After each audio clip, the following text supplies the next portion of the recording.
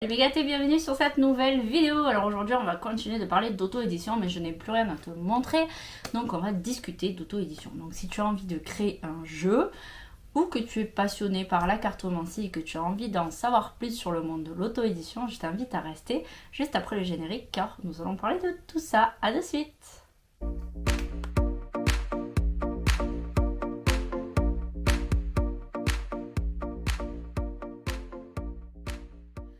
Alors, l'auto-édition, c'est quoi? J'en ai déjà parlé à plusieurs reprises dans d'autres vidéos, mais on va y revenir aujourd'hui. En fait, l'auto-édition, c'est le fait de créer un jeu, ou un livre d'ailleurs, peu importe, et de l'éditer par ses propres moyens. Voilà, de ne pas passer par une maison d'édition, comme par exemple, alors on va parler du domaine ésotérique, on peut connaître les éditions Alliance Magique, de Bussière, Trajectoire, Grimaud, qu'est-ce qu'on peut avoir, les éditions Exergue, les éditions bref, je vais pas toutes les faire, et les bords, voilà, bref, on a tout un tas de maisons d'édition qui eux en fait vont aller racheter en fait le produit fini et vont eux-mêmes l'imprimer et par leurs propres moyens le faire circuler et le vendre. Donc généralement ces maisons d'édition vendent sur soit internet, soit sur la Fnac, Cultura, etc. Donc ça c'est être en maison d'édition, c'est-à-dire que c'est notre projet qui est racheté ou sous contrat avec une maison d'édition qui elle s'occupe de toute la partie technique et vente. Sauf que l'auto-édition, on va tout faire nous-mêmes par nos propres moyens, d'accord? Donc il va falloir créer son outil, trouver une édition qui veuille bien finalement s'en occuper, le mettre sur le marché, et qui va ensuite faire de la publicité pour le faire connaître. Voilà, donc ça c'est toutes les facettes que l'on va devoir développer. Donc créer un oracle, c'est pas juste mettre des mots sur des cartes et basta. Ça comprend quand même un certain cheminement qu'il faut être prêt à faire, et ça peut être parfois aussi difficile de se faire connaître que de créer son outil. Aujourd'hui, il suffit d'aller sur Facebook par exemple et de chercher oracle pour tomber sur des groupes de vente où on va avoir des tas d'oracles auto-édités. Ça me fait tousser.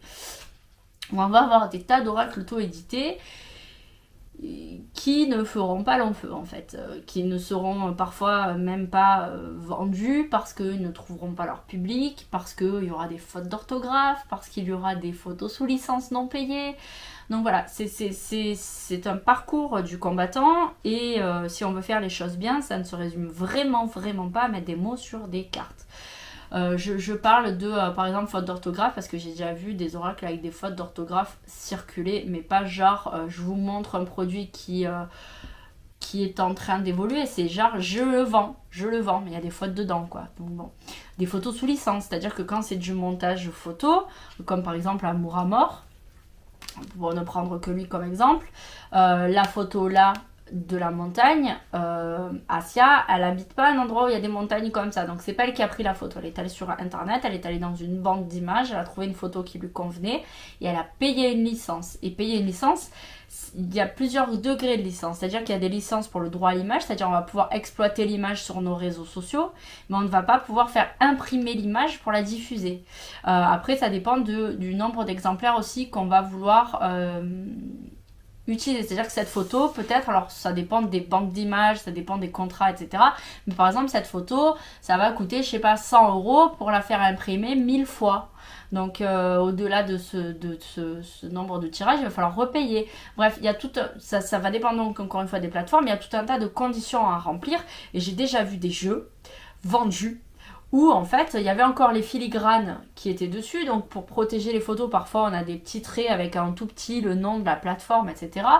Où il y avait encore les filigranes qui étaient dessus, donc la personne avait non seulement pas payé le droit à l'image, mais en plus elle avait une photo qui était protégé, quoi. Il y avait encore des trucs dessus. Donc, enfin, c'est pas sérieux, ça. C'est pas du sérieux. C'est pas ça, faire un outil. En fait, le problème, c'est que les gens s'imaginent que quand on voit sur les étals de Cultura ou de la Fnac tout un tas d'oracles, on se dit waouh, ça a pas l'air compliqué et ça a l'air de rapporter beaucoup d'argent parce que c'est vendu entre 20 et 35 euros. Les arcana sacra sont souvent vendus assez cher, dans les 35 euros.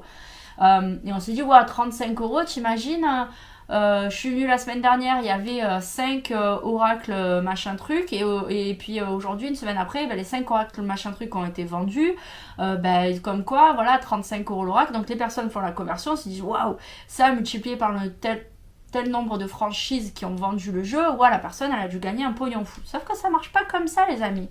Ça ne marche pas comme ça. Et c'est là que les gens se trompent.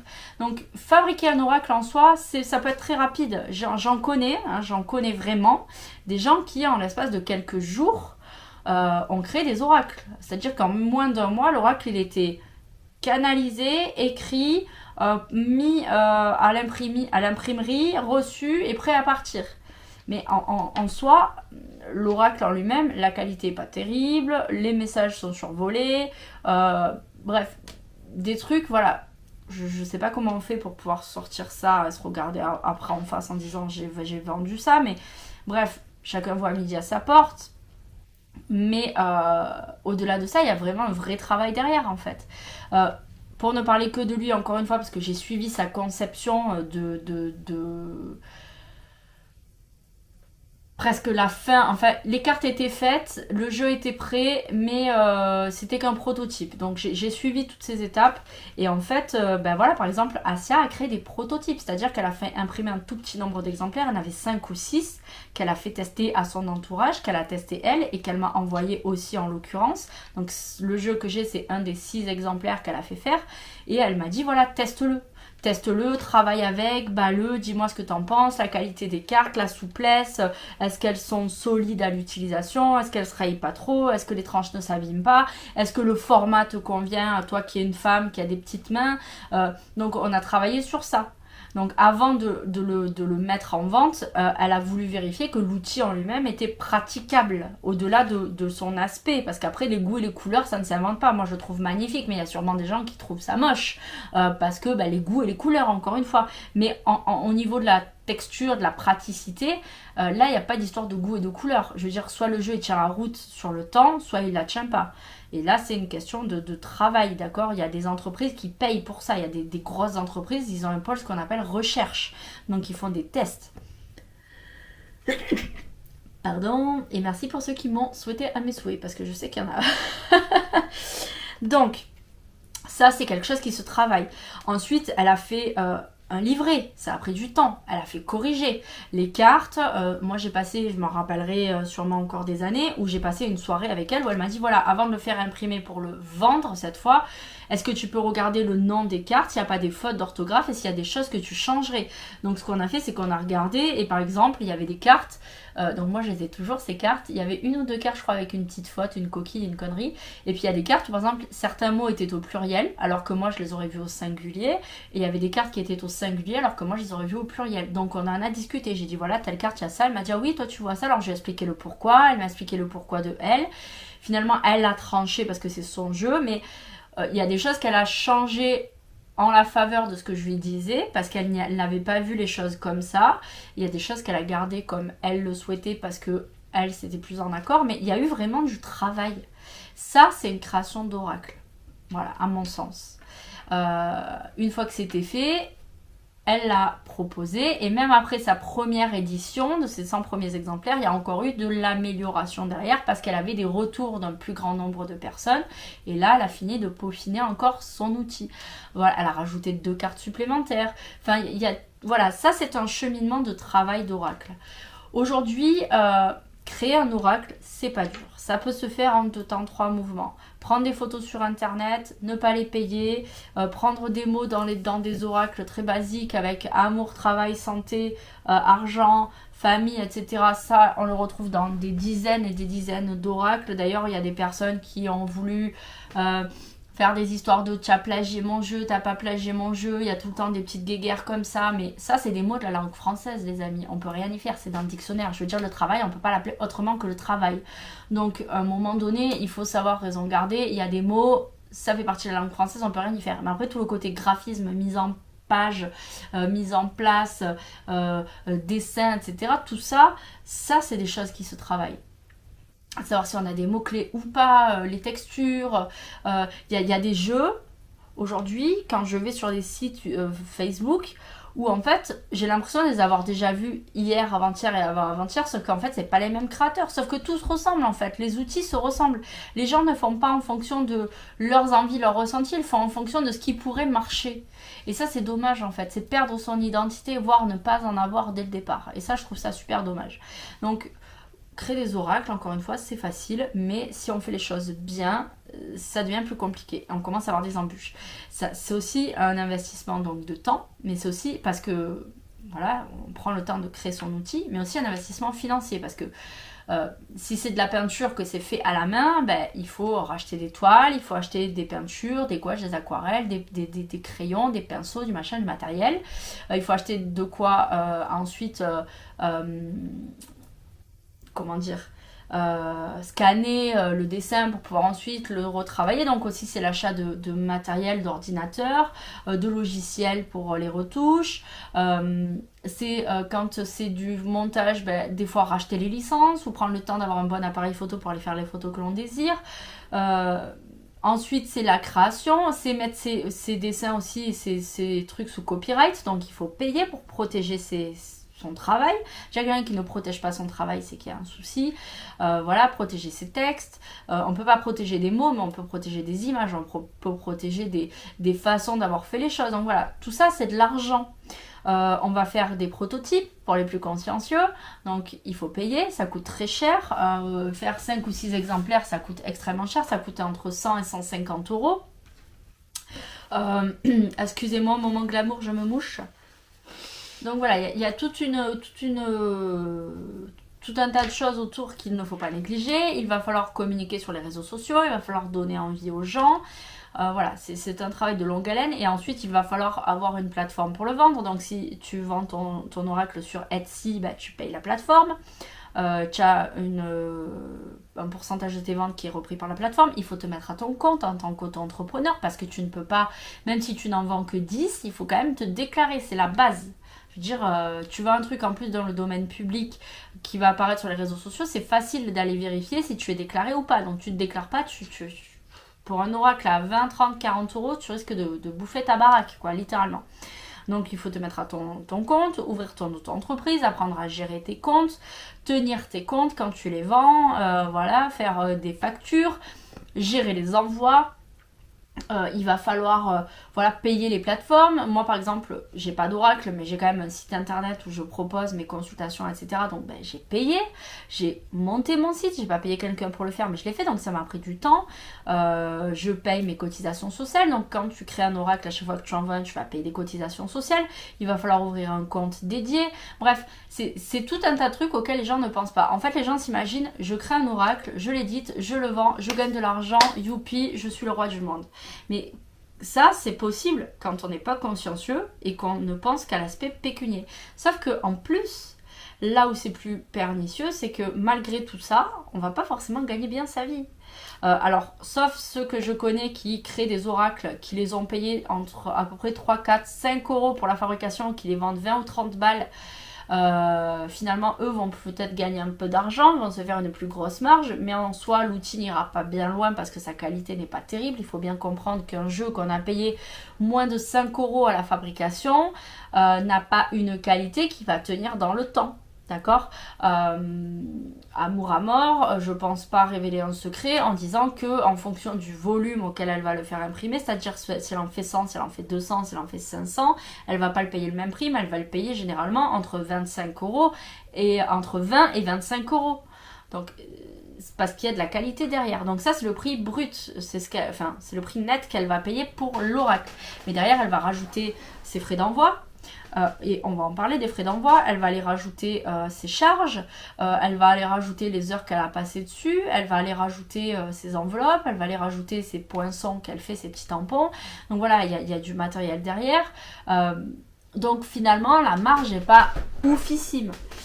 Et ceux qui s'imaginent pouvoir partir en maison d'édition, sachez que pour partir en maison d'édition, d'abord il faut plusieurs mois, voire plusieurs années, parce que les maisons d'édition ont un volume tellement important de demandes qui, pour traiter ça, c'est très long. Donc tu auras plus vite fait de te faire connaître par tes propres moyens. Et une fois en maison d'édition, même si le jeu est vendu 30 € chez Cultura, toi en tant que créateur, tu ne vas pas gagner 30 €. Tu vas gagner entre 1 et 2 € par jeu. Et sur ces 1 ou 2 €, c'est pas net d'impôt. C'est-à-dire que tu vas quand même payer les charges. Donc voilà, 2 €, une fois que tu as payé 13 € de charge dessus, donc ça te fait 26 centimes. Sur 2 €, tu as payé 26 centimes de charge. Donc en gros, il te reste 1,50 €, c'est pas grand chose. Tu vois, et si ton jeu il te rapporte 1 €, une fois que tu as enlevé 13 centimes dessus, il te rapporte encore moins. Donc voilà, même si tu fais un volume beaucoup plus important, ta marge reste toute petite. Donc il faut vraiment faire beaucoup de volume pour commencer à gagner un petit peu d'argent. Et après, ça va dépendre aussi du volume justement dans lequel il va être créé. Ta maison d'édition peut en créer 3000 comme elle peut en créer 100 000, mais ça va dépendre des risques qu'elle veut engager là-dedans. Donc on ne gagne pas sa vie en créant des oracles, que ce soit en auto-édition ou que ce soit en édition chez des éditeurs. Ensuite, on va parler justement du fameux envoi. Quand un auto-éditeur fait un envoi, il est aussi taxé sur les frais d'envoi. C'est-à-dire que si par exemple pour envoyer en colissimo, machin truc, ça coûte 5 € à la poste, c'est-à-dire que quand tu vas aller envoyer ton oracle, la poste demande 5 € de frais d'envoi, et bien c'est 5 € que tu les fasses payer. Alors c'est-à-dire, par exemple ton oracle, tu le vends 40 €. Tu peux décider de faire payer aux personnes qui vont l'acheter 5 € de frais de port. D'accord? Et bien moi, en tant qu'auto-éditeur, je vais facturer 45 € à la personne qui m'a acheté mon jeu. Eh bien, je vais devoir déclarer 45 €. Je ne vais pas pouvoir déclarer 40 € de jeu et les 5 € de poste, je vais les laisser. Je suis obligée de les déclarer et je vais être taxée sur ces 5 € que j'ai payés. Donc en fait, l'envoi ne me coûte pas 5 €, l'envoi va me coûter peut-être 6 € en fait. D'accord? Parce que je suis aussi taxée dessus. Et il y a certains auto-éditeurs qui vont faire frais de port gratuits et le jeu vont le mettre directement à 45 € parce qu'en fait, en soi, ils vont quand même payer les frais de port. Mais ils incluent tout pour pas s'embêter. Dans tous les cas, ils sont obligés de les déclarer. Donc finalement, ça revient au même. Que tu payes les frais de port à part ou que tu les payes directement inclus dans le prix global, pour toi, ça ne change pas grand-chose. Et pour la personne qui te le vend, ça ne change rien non plus parce que dans tous les cas, elle est obligée de déclarer les deux. Donc finalement, le prix aussi d'une auto-édition est justifié parce que dans le tarif d'envoi, on a aussi des charges. C'est au-delà du prix d'expédition, on a aussi des charges. Je ne sais pas si c'est clair parce que c'est un peu complexe à comprendre, mais c'est ça.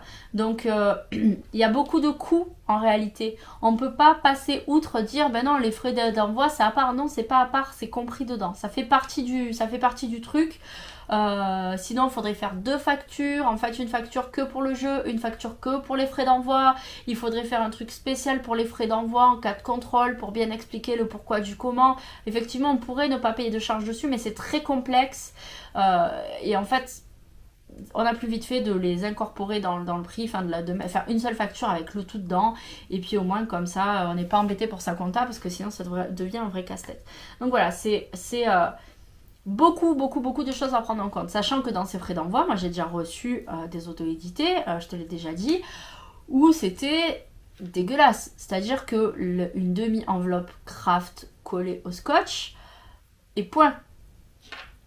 Franchement, quand tu payes un oracle 40 ou 45 € chez un auto-éditeur, que toi tu fais l'effort de ne pas passer par une maison d'édition en te disant du coup la marge du créateur sera un tout petit peu plus importante parce que il n'a pas aussi la maison d'édition qui passe par derrière, prendre sa part et tout, tu t'attends quand même que l'auto-éditeur fasse un tout petit effort sur les envois. C'est-à-dire qu'une simple enveloppe avec le papier bulle incorporé dedans, ça coûte pas des millions. Tu peux même les acheter sur AliExpress. En gros volume, ça va te coûter peut-être 5 centimes l'enveloppe.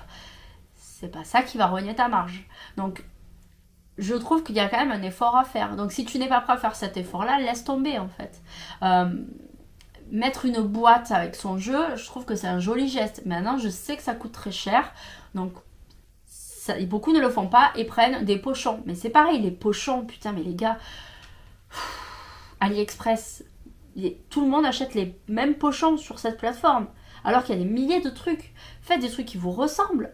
Faites des pochons, cousez-y un truc, collez-y un bidule, mettez-y votre patte en fait, je sais pas, customisez, montrez que c'est de l'auto-édition et que vous n'êtes pas juste là pour vendre un outil, mais que vous êtes là pour vendre une petite part de vous, mettez-y du vôtre, mettez une petite carte en plus, quand vous faites vos jeux, mettez une petite carte, un petit mot, pas besoin d'avoir 36 trucs, une petite carte en plus, préparez un petit PDF si vous voulez pas faire de livret, parce que ça coûte cher aussi, mais... Tout ça, ça se travaille et tout ça, ça a un coût final en temps et en argent. Et juste balancer des outils comme ça parce qu'on a envie de créer des jeux, ça sert à rien. Ou à la limite, fais-toi ton jeu, fais-toi l'imprimer en 4-5 exemplaires que tu donnes à tes copines ou à ta famille et utilise ton jeu dans le cadre privé. Mais ne va pas vendre un outil qui n'est pas terminé. J'en vois tous les jours, tous les jours. Il y a même des créateurs qui ont 5, 6, 7 jeux à leur actif, mais qui n'ont même pas dépassé les 100 ventes par jeu. Parce que c'est pas poussé, parce que le travail est bâclé, parce que la qualité n'est pas au rendez-vous, parce que la publicité n'est pas faite, parce que plein de raisons en fait. Parce que aussi des fois le créateur ne donne pas une image de lui en accord avec le jeu. Voilà, moi il y a des jeux que je ne présenterai jamais sur ma chaîne. Pourquoi ? Parce que je connais certains créateurs et que je ne suis pas en accord avec eux et que je n'aime pas ce qu'ils dégagent et qu'il y a un aspect trop pécunier derrière la création de l'oracle et pas un aspect de partage. C'est comme ceux qui disent voilà, j'ai canalisé mon jeu en une après-midi, en une soirée, etc. T'as rien canalisé en fait, t'as pris des phrases comme ça. Tu peux pas créer un outil en une après-midi, c'est pas possible. On peut dire ce qu'on veut. Peut-être que toi t'es derrière ton écran, tu te diras oui, j'ai canalisé. Oui, mais derrière. Je veux dire, quand un outil sort en un mois et qu'en un mois on a canalisé, créé, fait, imprimé et tout, non, le travail est bâclé. Il y a un moment donné où là-dedans il y a une couille dans le pâté, quoi, comme on dit vulgairement. Donc voilà, c'est tout un investissement qu'il faut être prêt à faire. Et le souci, c'est qu'aujourd'hui, il y en a qui ont trouvé cette manne de se dire on crée des oracles, c'est facile, mais il y en a même qui créent des formations pour créer des oracles. C'est-à-dire, si tu veux créer un oracle, t'inquiète, je vais te donner toutes les astuces. Donc, on va voir encore plus pleuvoir d'oracles, de gens qui, parce qu'ils ont suivi des formations, ont l'impression de savoir-faire, ont le savoir-faire, et donc on va avoir encore pléthore de trucs qui seront mal faits, mal finis. Voilà, je trouve ça dommage. Moi, je vous dis aujourd'hui, j'ai créé une formation en cartomancie qui n'est qu'un premier tome. Il va y avoir quelque chose de plus complet qui arrivera dans les mois à venir. Enfin, plus complet. De complémentaire qui arrivera dans les mois à venir, mais c'est pas parce que vous allez suivre une formation en cartomancie ou 10 ou 100 ou 1000 que vous allez être cartomancien professionnel. Apprendre à comprendre comment marchent les choses, c'est un fait. Savoir le faire, c'en est d'autres. Moi, je vois des gens qui ont fait des formations, et notamment la mienne, et qui aujourd'hui font des consultations qui coûtent très très cher, c'est-à-dire très très cher, entre 70 et 90 euros, voire 100 euros de l'heure, d'accord, et qui battent leurs cartes avec des cartes qui finissent par se retrouver battues. Au lieu d'avoir, quand on étale son jeu, on n'est que des dos de deck, eh ben la personne finit par mélanger, et quand elle retourne son jeu, elle va avoir des cartes à l'endroit ou à l'envers. Je veux dire, pas parce que tu as suivi une formation que tu es cartomancien, c'est pas parce que tu aimes les cartes que tu es cartomancien. Je veux dire, à un moment donné, et c'est pas parce que tu n'as pas suivi de formation que tu n'es pas cartomancien. Voilà, je tiens à le dire. En fait, ça n'a pas à voir C'est une question d'expérience et aussi une question d'un moment donné arrêter de se voiler la face et d'imaginer que faire un oracle ça rapporte de l'argent et c'est facile, devenir cartomancien ça rapporte de l'argent, c'est facile, que être médium c'est juste donner 2-3 infos comme ça, c'est facile, ça rapporte de l'argent, c'est faux. Quand on fait les choses bien, cadrées, qu'on est franc avec soi, qu'on arrête de se voiler la face, qu'on prend pas les gens pour des pigeons, qu'on n'a pas la sensation que les choses c'est de l'argent facile, mais finalement on y met du travail, on y met du cadre, on y met du cœur et d'abord on travaille bien parce que les gens finissent par le reconnaître et le voir et en plus on peut se regarder dans un miroir. Moi aujourd'hui je ne pourrais pas me regarder dans un miroir si j'avais fait ma formation en cartomancie la première année où j'ai découvert ce que c'était les cartes. Voilà, j'ai 6 ou 7 ans d'expérience derrière, j'ai des milliers de commentaires sur ma chaîne, aujourd'hui vous êtes presque 10 000 à me suivre, si c'est pas plus au moment où cette vidéo sortira, parce que je sais pas quand est-ce qu'elle sortira.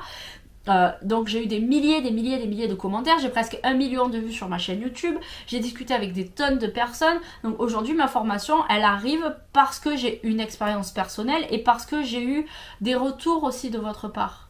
Donc il y a une certaine légitimité à faire les choses et pourtant moi je n'ai jamais suivi de formation en cartomancie, jamais.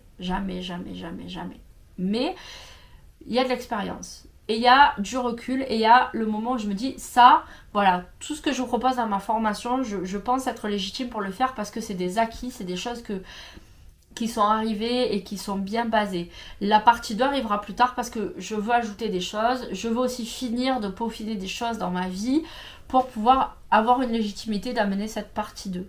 La radiesthésie, pour moi, c'est des choses qui sont acquises. La lithothérapie, c'est des choses qui sont acquises, même si je continue toujours à en apprendre. Mais j'ai attendu, j'ai pas fait une formation en cartomancie parce que juste j'aime la cartomancie. Aujourd'hui, je vous le dis en toute franchise, je suis en train de travailler sur un oracle. Ça fait déjà des mois que j'y pense. Je sais quel sera le thème de mon oracle depuis des mois. Il y a plusieurs semaines ou plusieurs mois en arrière, j'ai eu des mots qui sont arrivés avec des images, je les ai notés. Et puis là, depuis quelques jours, j'ai commencé à mettre en forme ce que je voulais. Mais mon oracle ne verra sûrement pas le jour en plusieurs mois. Peut-être que oui, peut-être que non, peut-être qu'il ne verra même jamais le jour. Pourquoi? Parce que d'abord, j'ai besoin d'autorisation. Je ne veux pas faire n'importe quoi et me retrouver embêtée derrière. Donc il faut que je contacte les personnes qui sont à l'origine de mes visuels pour savoir s'ils sont d'accord que j'utilise leur image. Ensuite, il y a une question d'aller trouver exactement ce que je veux. Il y a le montage que je fais toute seule. Alors c'est Asia qui m'a expliqué comment utiliser Photoshop parce que je ne connaissais rien. Donc elle m'a expliqué comment ça marche. Quand j'ai des petits soucis, je lui demande, elle m'explique. Il y a toute une démarche derrière. Et si mon oracle doit voir le jour, il le verra le jour où il sera fini, que j'aurai les autorisations nécessaires, que je serai ok, que je sais exactement la direction que je voudrais lui donner.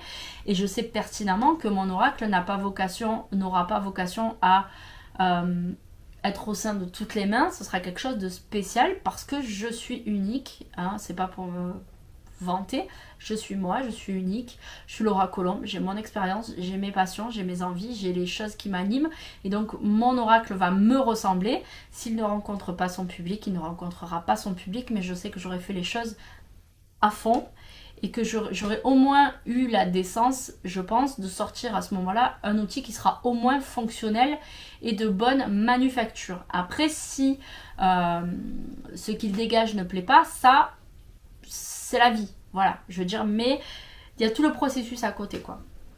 Et ça, c'est important. Donc, si tu as envie de créer un outil, réfléchis bien à ce que tu veux en faire, comment tu veux le faire, ce que tu veux lui donner, est-ce que tu es prêt à investir là-dedans parce que tu ne vas pas forcément en vivre. Moi, je connais des créateurs d'oracles qui, aujourd'hui, gagnent un petit peu d'argent avec leur jeu, mais n'en sont pas non plus à quitter leur boulot et à pouvoir partir aux Maldives pour aller vivre, quoi. Donc, il faut pas non plus se voiler la face, se leurrer, s'imaginer des choses et écouter tous les créateurs d'oracles qui vont te dire « Oui, mais moi, je gagne bien ma vie » parce que c'est faux. Voilà, c'est faux. Il faut sans cesse se renouveler. C'est qu'une toute petite poignée d'une dizaine de personnes qui vraiment peut-être arrivent à vivre de leur jeu, mais parce qu'ils vendent dans le monde entier. Et encore, donc les gens qui créent des outils qui ne marchent pas, mais qui vont te dire oui, oui, ça marche du tonnerre juste parce qu'ils n'ont pas envie de passer pour des idiots, il y en a plein.